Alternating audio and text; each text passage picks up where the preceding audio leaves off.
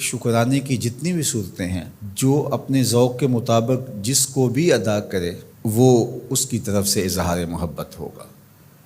جو چیزیں شریعت نے فرض کہی ہیں اور جن چیزوں کا وجوب ہے اور اس کا باقاعدہ شریعت میں طریقہ بھی بتایا گیا ہے، تو وہاں ہمارے ذوق کا دخل نہیں ہوگا۔ پانچ گانہ نماز کا جو طریقہ بتایا گیا ہے، اس کے اوقات جو بتائے گئے ہیں، اس میں قیام، رکوع اور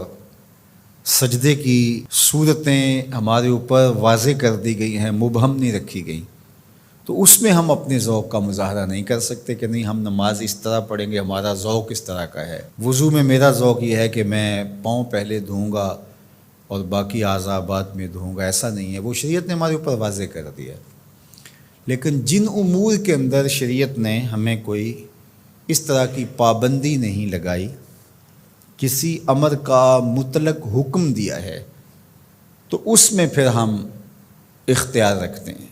جس طرح حضور علیہ السلام پر درود پڑھنے کا حکم دیا گیا ہے،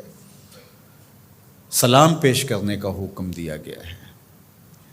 تو اس میں آپ جس طرح بھی حضور علیہ السلام پر درود پڑھیں، جس ہیئت میں بھی درود پڑھیں، کھڑے ہو کے پڑھیں، بیٹھ کے پڑھیں، درود کے کلمات، درود کے الفاظ، اس میں کوئی پابندی شریعت نے نہیں لگائی۔ مطلق حکم ہے صلو علیہ وسلموا تسلیما، درود پڑھو اور سلام پڑھو اور خوب پڑھو، صبح پڑھو، شام پڑھو، دوپہر پڑھو، پچھلے پہر اٹھ کے پڑھو، رات کی تنہائیوں میں، دن کے اجالوں میں، کوئی پابندی نہیں لگائی گئی۔ اب یہاں آپ کو اختیار ملتا ہے، پھر ہر شخص کا اپنا ذوق ہے۔ کوئی تنہائی میں بیٹھ کے درود پڑھتا ہے اور کوئی اجتماعی طور پہ درود پڑھتا ہے، کوئی بچوں میں بیٹھ کے درود کی مجلس سجا لیتا ہے، تو یہ آپ کا اختیار ہے۔ اسی طرح فَلْيَفْرَحُوا، کہ خوشی کا اظہار کرو، تو اس میں آپ کا اختیار ہے۔ آپ 12 ربیع الاول کے دن صدقہ و خیرات کیے جا رہے ہیں، 12 کو نہیں کرتے، 13 کو کرتے ہیں، 11 کو کرتے ہیں، 8 کو کرتے ہیں،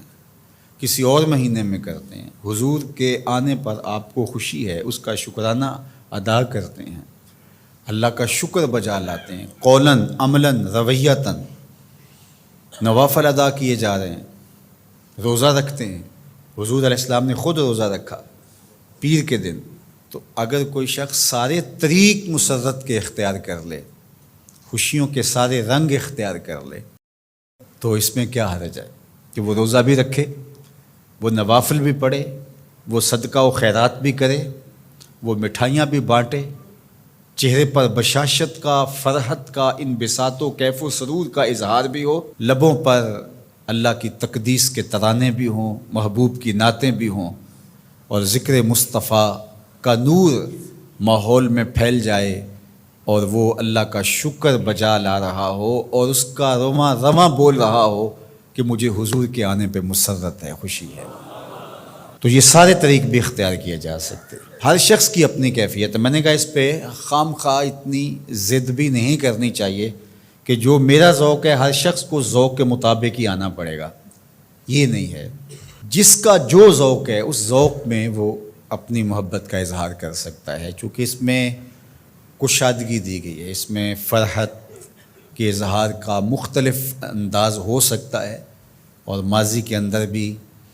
ایسا ہوتا رہا ہے، مختلف بزرگوں نے مختلف طریقے اختیار کیے۔ یہ جو محفل میلاد کا انداز ہے، یہ فرحت کا اظہار بھی ہے اور تبلیغ کا ذریعہ بھی ہے۔ علماء نے اس کو اس لیے زیادہ تر اختیار کیا کہ اس سے ساری چیزیں تقریباً اس میں جمع ہو رہی ہوتی ہیں۔ آپ مسجد میں نماز پڑھتے ہیں، پھر شکرانے کے نوافل ادا کرتے ہیں، حضور کا ذکر ہوتا ہے، حضور علیہ السلام کے معجزات کا بیان ہوتا ہے، حضور کے حسن کے تذکرے ہوتے ہیں، حضور کے فضائل، حضور کی سیرت، حضور علیہ السلام کے خصائل، اور مدح و ستائش، نظم میں، نثر میں حضور پر سلام، بار بار درود پڑھنا، اور حضور کے لائے ہوئے دین کی اہمیت لوگوں کے سامنے رکھنا اور دین کو اختیار کرنے کی تلقین کرنا، یہ سب کچھ محفل میلاد میں ہوتا ہے۔ بعد میں پھر مٹھائیاں، تبرک، یا شروع میں کھانا یا بعد میں کھانا، وہ بھی شامل ہو جاتا ہے۔ تو یہ ساری خوشیوں کا اور اظہار کے جتنے بھی سلیقے اور طریقے ہیں ان کا ایک مجموعہ ہے۔ تو اس کو محفل میلاد کہہ دیتے ہیں۔ اگر اس میں کوئی ایسی چیز نہ ہو جو شریعت کے مزاج سے متصادم ہو تو اس پر کسی کو بھی میرا خیال اعتراض نہیں ہونا چاہیے۔ تو اس لیے میں آپ کو کہوں گا کہ آپ اپنے گھروں میں ہر پیر کا معمول بنا لیں، پیر کو روزہ رکھیں، بچوں کو بھی روزہ رکھوائیں۔ جو شوگر کے مریض ہیں میں ان کو زور نہیں دیتا، باقی جن سے ممکن ہو تو وہ ضرور پیر کا روزہ رکھیں، آپ اس سے صحت بھی پائیں گے۔ آج بھی مدینہ المنورہ میں لوگ کثرت کے ساتھ پیر شریف کا روزہ رکھتے ہیں،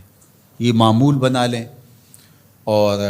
افطار کے وقت جو آپ دسترخوان بچھائیں اس میں اپنے بچوں کو بھی اپنے ساتھ بٹھائیں اور حضور علیہ السلام پر درود پڑھیں، حضور کی سیرت کا کوئی ایک واقعہ سنا دیں، حضور کا کوئی ایک معجزہ ان کے سامنے رکھ دیں، آقا کریم علیہ الصلوۃ والسلام کے حسن کا قصیدہ ان کے سامنے پڑھ دیں، کسی عضو بدن کی خوبصورتی اور شمائل کا تذکرہ ان کے سامنے رکھیں،